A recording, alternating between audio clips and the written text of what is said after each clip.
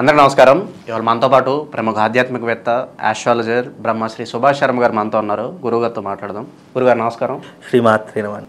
గురుగారు 2025 జనవరి మాసం మిథున రాశి వారికి ఎలాంటి ఫలితాలు ఉండబోతున్నాయి గురుగారు?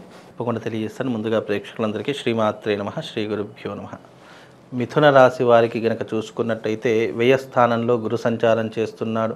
అలాగే వ్యయస్థానంలో గురు సంచారం వల్ల మిథున రాశి వారికి ఆర్థిక పరంగా కొన్ని ఇబ్బందులు వచ్చేటటువంటి అవకాశం ఉంటుంది. ఖర్చులు అధికమవుతూ ఉంటాయి. సంపాదన తగ్గేటటువంటి అవకాశం ఏర్పడుతూ ఉంటుంది.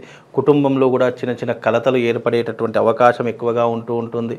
తద్వారా వీళ్ళకు మానసికంగా శారీరకంగా కొంతవరకు ఇబ్బందులు పడేటటువంటి అవకాశం ఉంటుంది.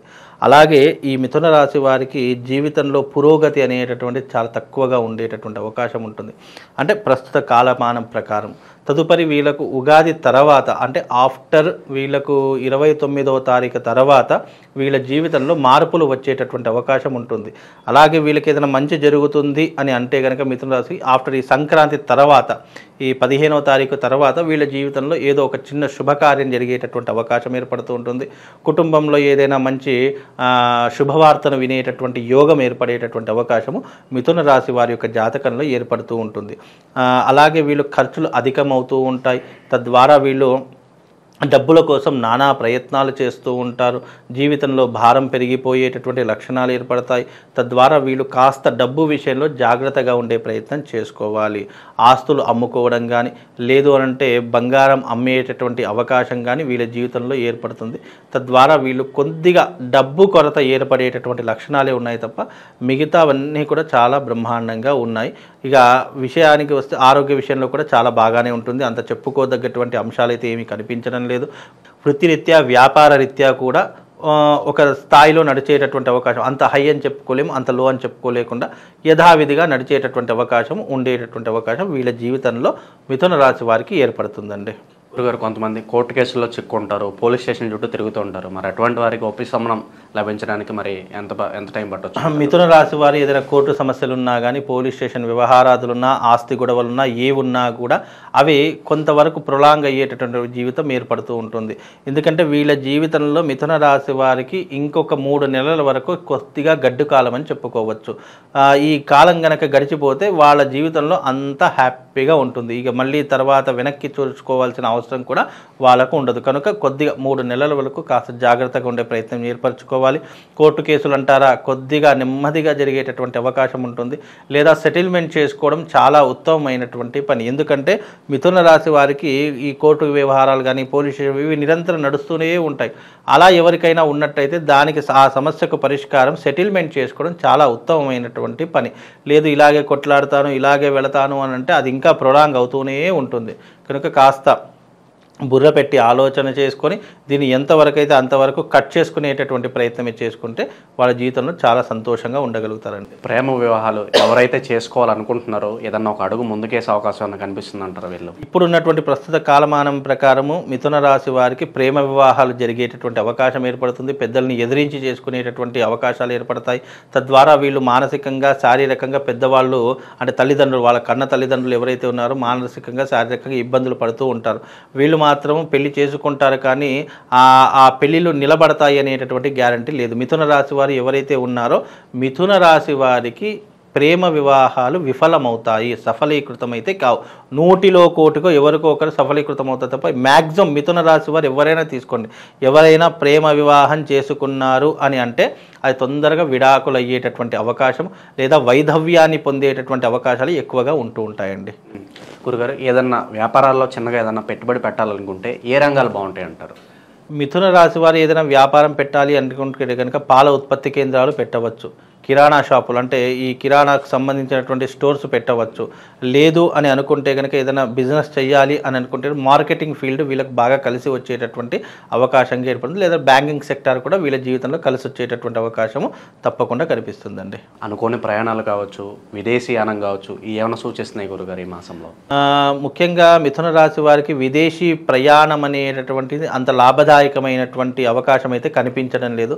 వీలైనంత వరకు ఇక్కడే ఉండి డబ్బులు సంపాదించాలి ఉంచుకొని జాగ్రత్తగా ఉండేటటువంటి పరిస్థితి ఏర్పరచుకోవాలి.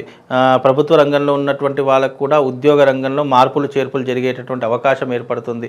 బదిలీలు అయ్యేటటువంటి ట్రాన్స్ఫర్స్ జరిగేటటువంటి అవకాశం కూడా ఏర్పడుతూ ఉంటుంది. కనుక కాస్త అప్రమత్తంగా ఉండేటటువంటి ప్రయత్నం చేసుకోండి. లేదు అని అనుకుంటే కనుక తొందరపాటు నిర్ణయాల వల్ల సస్పెండ్ అయ్యేటటువంటి అవకాశాలు కూడా ఎక్కువగా ఏర్పడతాయి. అంటే వాళ్ళు తీసుకునే నిర్ణయాలు ఇతరులకు హాని కలిగించేటటువంటి విధంగా ఉంటాయి. కాబట్టి కాస్త జాగ్రత్తగా నెమ్మదిగా నిదానంగా ఆలోచన చేసుకొని మీరు నిర్ణయం తీసుకుంటే అన్ని రంగాల వారికి బాగుంటుందండి. గురుగారు, ఈ రాశి వారు ఎటువంటి పరిహారాలు చేసుకుంటే మంచి ఫలితాలు పొందడానికి అవకాశం ఉంటుందంటారు? మిథున రాశి వారు ఎట్లాంటి ఫలితం చేసుకోవాలి అంటే శివారాధన చేసుకోవడం చాలా ఉత్తమం. శివశక్తి లింగము అనేటటువంటిది ఒకటి దొరుకుతుంది. శివశక్తి లింగము అంటే చాలామందికి తెలియకపోవచ్చు. ఏదైతే శివలింగం ఉంటుందో ఆ శివుని యొక్క పిండం ఏదైతే ఉంటుందో ఆ పిండం పైన శ్రీ యంత్రం ఆకారంలో ఒక యంత్రం ఉంటుంది. అలాంటి శివలింగాన్ని గనక మీరు పూజించినట్టయితే దాన్ని శివశక్తి లింగము అంటారు. శివుడు ప్లస్ శక్తి రెండూ కలిసినటువంటి ఏకలింగం అది. ఆ శివశక్తి లింగాన్ని గనక ఎవరైతే ఆరాధన చేసుకుంటారో వాళ్లకు నెగిటివ్ ఎనర్జీ దూరం అవుతుంది. కలియుగంలో ఉన్నటువంటి గ్రహ దోషాలు తొలగిపోతాయి. అరిష్టములు తొలగిపోవడానికి ఆ శివశక్తి లింగం వాళ్ళ జీవితంలో ఏర్పడుతుంది.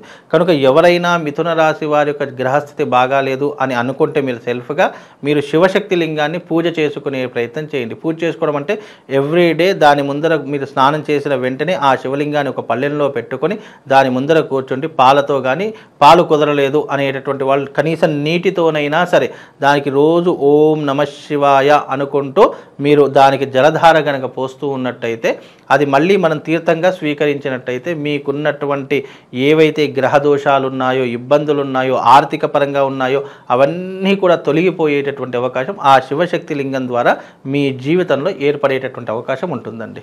దైవారాధన విషయంలో ఏదన్నా మంత్రం చెప్తారా గురుగారు మిథున రాశి వారు? మిథున రాశి వారు ఏదైనా మంత్రం చదువుకోవాలి అని అంటే కనుక మృత్యుంజయాయ రుద్రాయ నీలకంఠాయ శంభవే అమృతేశాయ శర్వాయ మహాదేవాయతే నమః అనేటటువంటి మంత్రం చదువుకోండి.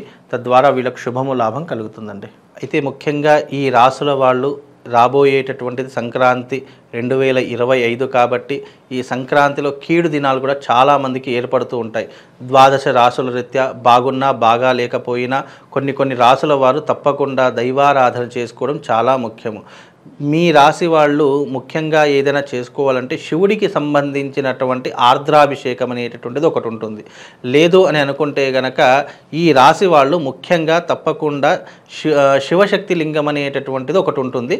ఆ శివశక్తి లింగాన్ని మీ ఇంటికి తెచ్చుకొని తప్పకుండా ఆ శివశక్తి లింగానికి ప్రతి నిత్యము ఉదయము లేచిన వెంటనే స్నానం ఆచరణ చేసుకొని ఓం నమః శివాయ అనుకుంటూ ఆ శివశక్తి లింగానికి వీలైతే ఆవు పాలతో, లేదు అని అంటే కనుక మంచి గంగ నీళ్లు తీసుకోండి లేదా ఫ్రెష్ వాటర్ తీసుకొని దానికి అభిషేకం చేస్తూ ఉండండి. అభిషేకం చేసినటువంటి జలాన్ని మీరు తీర్థంగా స్వీకరించడం వల్ల ఆయా రాసుల వారికి తప్పకుండా శుభము లాభం కలిగేటటువంటి అవకాశం ఉంటుంది.